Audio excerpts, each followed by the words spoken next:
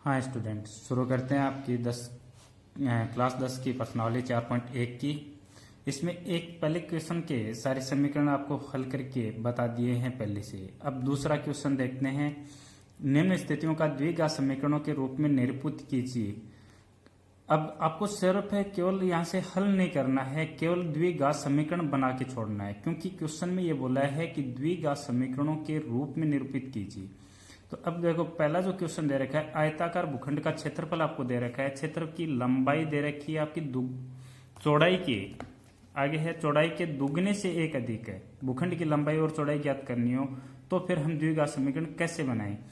तो आपको यहाँ पे एक चीज तो है ना, पहले देखो क्वेश्चन को करने का तरीका देखते हैं, उसके बाद में लिखेंगे। तो आपको यहाँ पे मान क्या दिया रखा है, एक तो आयताकार भूखंड का क्षेत्रफल है, यानी आप भूखंड छोड़ दीजिए, आयत का क्षेत्रफल समझिए सीधा, आयत का क्षेत्रफल। और आपको पता है कि लंबाई और चौड़ाई ज्ञात करनी है, तो आयत का सूत्र होता है क्षेत्रफल का लंबाई गुणा चौड़ाई। तो एक बार आप नॉर्मल तरीके से इसको देखते हैं, उसके बाद में पूरा लिखने का काम। तो देखो, आप यदि समझें तो आयत का क्षेत्रफल आपको पता है, आयत का क्षेत्रफल, और आयत का क्षेत्रफल बराबर होता है लंबाई गुणा चौड़ाई। इसमें आपको क्षेत्रफल का मान दे रखा है 528 मीटर, जबकि लंबाई के बारे में ये बोल रहा है कि चौड़ाई के दुगने से एक अधिक है, चौड़ाई के दुगने से एक अधिक। तो हम चौड़ाई को यदि कुछ मान लें, जैसे चौड़ाई को क्या मान लिया, अक्स, तो चौड़ाई के दुगने से तो दुगुना कर दो, 2 अक्स हो गया, और उसमें एक अधिक दे रखा है तो एक अधिक जोड़ दिया, ये क्या होगी, लंबाई होगी। यानी कि लंबाई कितनी होगी, तो चौड़ाई के दुगने से एक अधिक है, तो 2 अक्स प्लस 1 हो गया। और अब शब्द के मान रख देते हैं। देखो, लंबाई का मान कितना है, 2 अक्स और प्लस 1, और चौड़ाई का मान कितना है, अक्स। अब इसको खोल देंगे और ये द्विघात समीकरण हो जाएगा। तो अब आप लिखने का तरीका यदि देखें कि कैसे लिखना है, तो हमने क्या ज्ञात किया, सबसे पहले माना क्या है, चौड़ाई को माना अक्स, तो लंबाई उसके बाद में प्रश्नानुसार हो जाएगी, दुगने से एक अधिक। तो अब देखो लिखते हैं, और तो सबसे पहले लिखेंगे क्वेश्चन 2 में पहला कि माना कि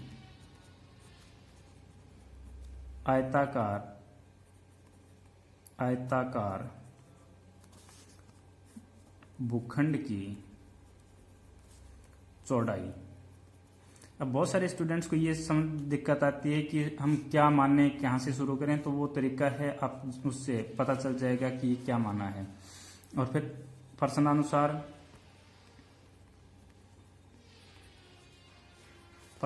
क्या हो जाएगा, भूखंड की लंबाई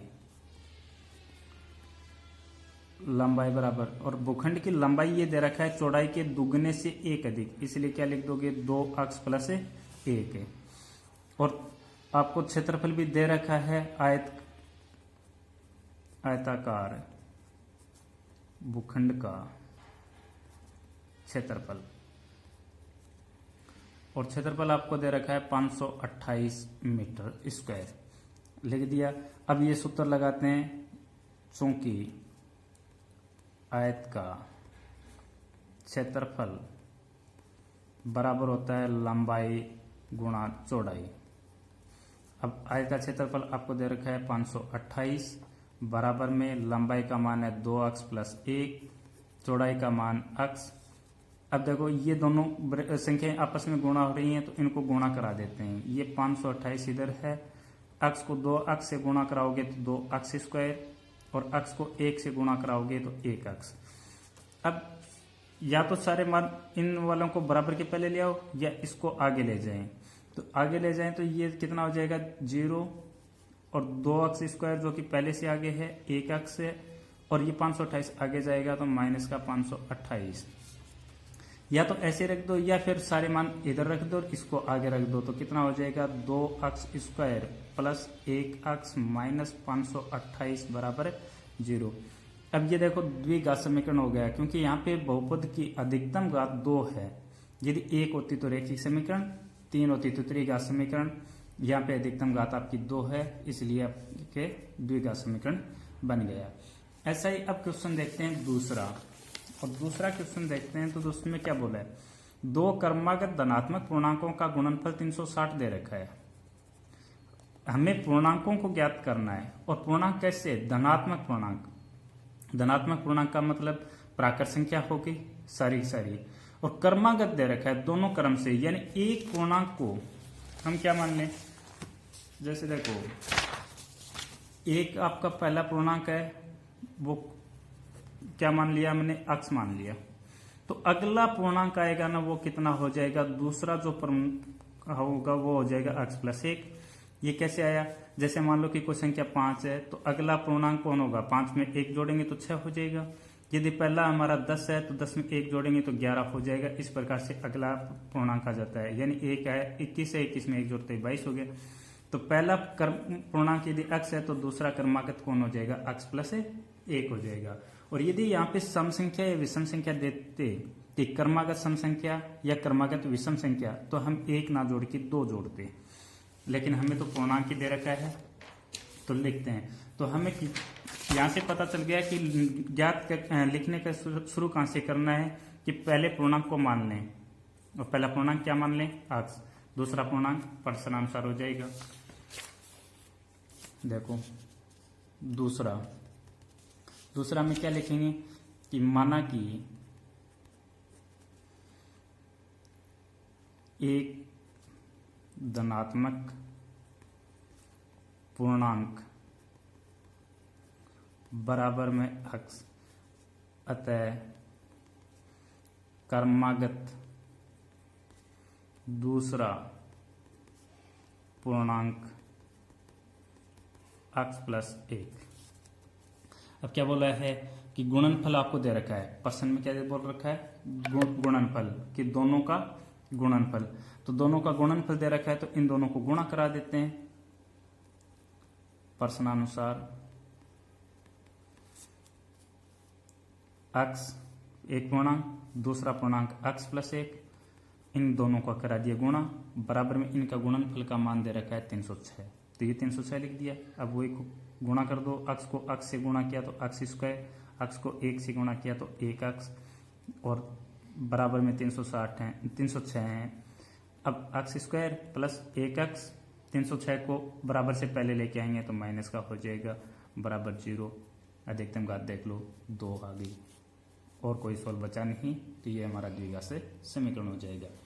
इसी प्रकार अगला तीसरा क्वेश्चन देखते हैं।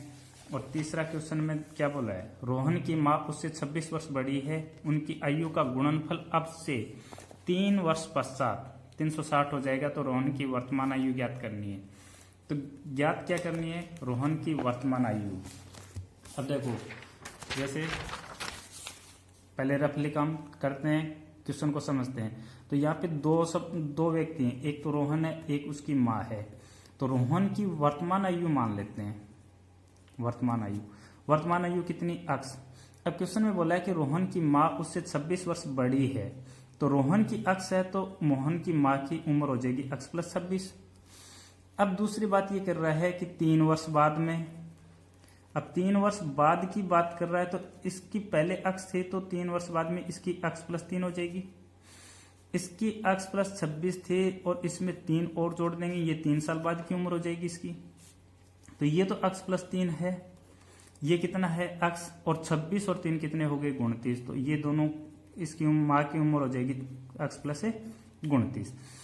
क्वेश्चन में ये बोला है कि इनका इस 3 वर्ष बाद वाली आयु का गुणनफल दे रखा है 360। तो इन दोनों को गुणा कर देते हैं 360। तो अब आपको समझ में आ गया कि मानना क्या है? रोहन की वर्तमान आयु, और उसके बाद में 3-3 साल जोड़ देंगे, उनका गुणा करा देंगे। लिख देते हैं। देखो तीसरा क्वेश्चन, माना कि रोहन की वर्तमान आयु अक्स वर्ष, अतः रोहन की माँ की वर्तमान आयु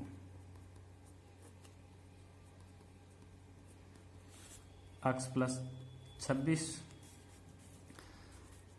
3 वर्ष बाद, 3 वर्ष बाद, और 3 वर्ष बाद किसकी, रोहन की आयु x+3 और रोहन की माँ की आयु,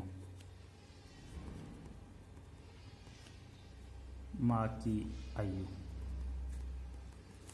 x+26+3 बराबर में कितना हो जाएगा, x+29 वर्ष। अब प्रश्न में ये बोला है कि इन दोनों का गुणनफल 360, तो प्रश्नानुसार, और प्रश्नानुसार रोहन की आयु तो x+3, रोहन की माँ की आयु x+29 बराबर में कितना दे रखा है, 360। अब दोनों संख्याएं आ गई, इनको गुणा कराते हैं, तो x को x से गुणा किया तो x², x को 29 से गुणा करोगे तो 29x, 3 को x से किया तो 3x, और 3 को 29 से गुणा करोगे तो 87 हो जाएगा, बराबर में 360। x² 29x और 3x दोनों जुड़ के कितने हो गए, 32x, 87 हैं, बराबर के आगे 360 हैं, पहले ले आते हैं, 360 बराबर 0, x² 32x, 87 प्लस का 360 माइनस का घटा दो, कितने के बच गए, 273 बराबर में 0। द्विघात समीकरण हो गया, ये ही हमारा उत्तर है। अगला क्वेश्चन देखते हैं। एक रेलगाड़ी 480 किलोमीटर की दूरी समान चाल से तय करती है। यदि इसकी चाल 8 किलोमीटर कम कर दें तो वह उसी दूरी को तय करने में 3 घंटे अधिक लेती है। हमें रेलगाड़ी की चाल ज्ञात करनी है। देखो दूरी उसी दूरी को कर रही है, यानी ये जो 480 पहले वाला है 480 किलोमीटर को ही, लेकिन हमें फर्क क्या दे रखा है, समय का दे रखा है कि पहले जो चाल चल रही थी उससे 8 कम कर दी जाए तो 3 घंटे अधिक लेगी। तो इसको हमें ध्यान में रखना है। ज्ञात क्या करना है, रेलगाड़ी की चाल। तो देखो पहले तो रफली काम करते हैं, आपको क्वेश्चन समझते हैं कि कैसे लिखना है कैसे नहीं, क्या करना है। तो रेलगाड़ी की चाल हमें चाहिए, तो रेल की चाल क्या होगी, अक्स। अब आपको पता है यहाँ पे एक सूत्र आपको पता है, ध्यान में रहता है, दूरी चाल बराबर होता है दूरी बट्टा समय। अब दूरी आपको दे रखी है 480 किलोमीटर। अब पहले कंडीशन में यदि हमने चाल मानी है और हमें अंतर दे रखा है समय का ना, तो देखो चाल का मान हमें पता है अक्स, दूरी का मान 480 है, तो क्या ज्ञात कर लेंगे, समय ज्ञात कर लेंगे। और समय पहले वाली कंडीशन में तो समय बराबर हो जाएगा दूरी बट्टा चाल, तो 480 बट्टा अक्स, ये पहली कंडीशन के अंदर समय ले रहा है। दूसरी कंडीशन में क्या बोल रहा है कि जो समय है वो चाल है, वो चाल 8 किलोमीटर कम कर दी, यानी चाल कितनी होगी, पहले अक्स थी तो अब की बार अक्स माइनस 8 हो गई। लेकिन दूरी है, दूरी तो वही रही 480, और इस बार समय फिर निकालते हैं तो समय कितना हो जाएगा, तो दूरी बट्टा चाल, दूरी 480, चाल कितनी है अक्स माइनस 8। तो ये दूसरी बार का समय है, ये पहली बार का समय है। अब इन दोनों टाइम का अंतर दे रखा है आपको 3 घंटा, समय का अंतर कितना दे रखा है 3 घंटा। तो इन दोनों समयों का अंतर 3 घंटा है, तो इन दोनों समय यानी बड़े जो ज्यादा टाइम है उसमें से कम टाइम को घटा देंगे 3 घंटा। इनमें यदि आप देखें कि बड़ा टाइम कौन सा है, छोटा टाइम कौन सा है, तो देखो इसमें अक्स का ही भाग लग रहा है, लेकिन ये अक्स में से 8 कम होके भाग लग रहा है। इसका मतलब इस बार जो चाल कम हुई तो टाइम ज्यादा लेगी, तो ये वाला टाइम बड़ा है, तो इस समय में से इस समय को घटा दें और बराबर कितना कर दें, 3 कर दें। तो हमारे पास में ये आ गया रेल की चाल। ये सूत्र ध्यान में रखना है। अब इसको लिख लेते हैं।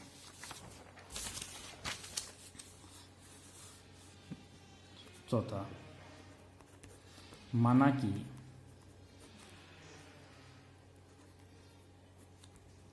रेलगाड़ी की चाल बराबर अक्स, रेलगाड़ी की चाल होगी अक्स, और प्रश्नानुसार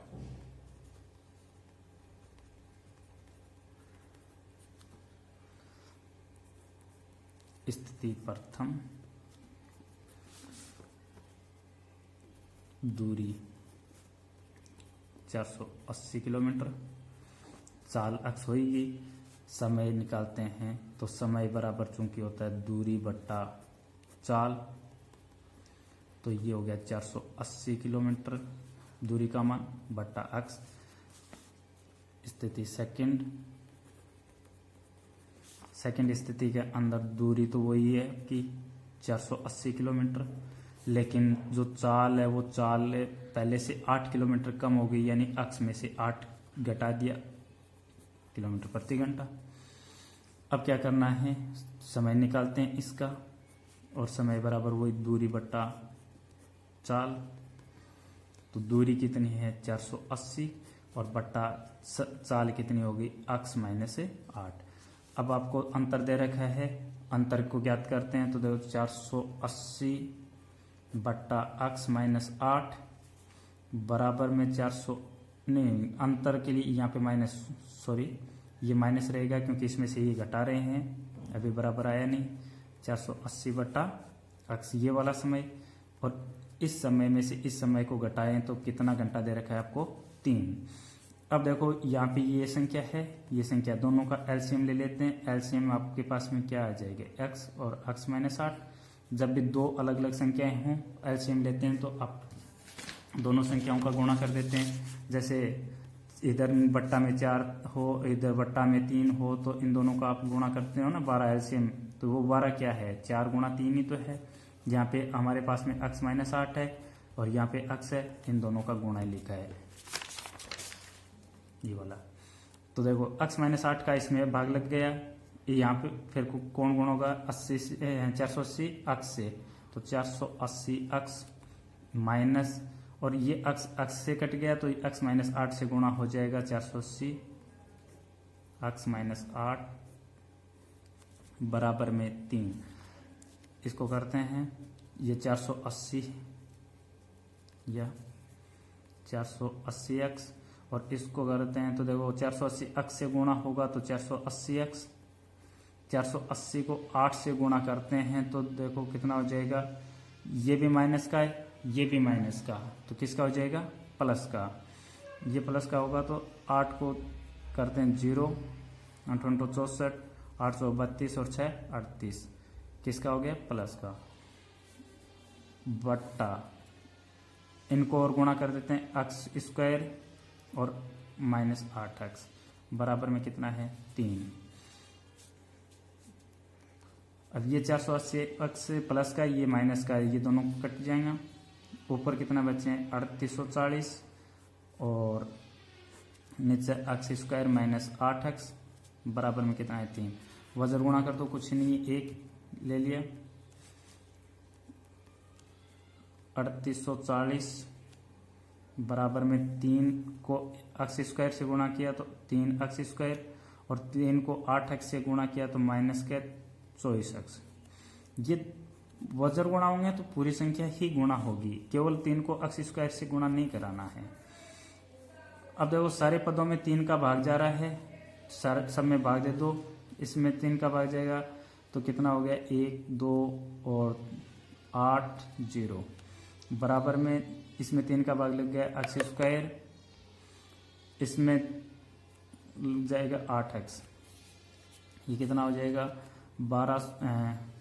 इसको और आगे ले जाते हैं तो इधर 0 बचा, 0 बराबर x square minus 8x minus की 1280, या फिर ऐसे इसको लिख दो x square minus 8x minus 1280 बराबर में 0। तो ये आपकी प्रश्नावली थी और उम्मीद है आपको वीडियो पसंद आएगा। अब रेगुलर आपको वीडियो मिलने शुरू हो जाएंगी, रेगुलर आपको क्लासेस मिलेंगी। Thank you.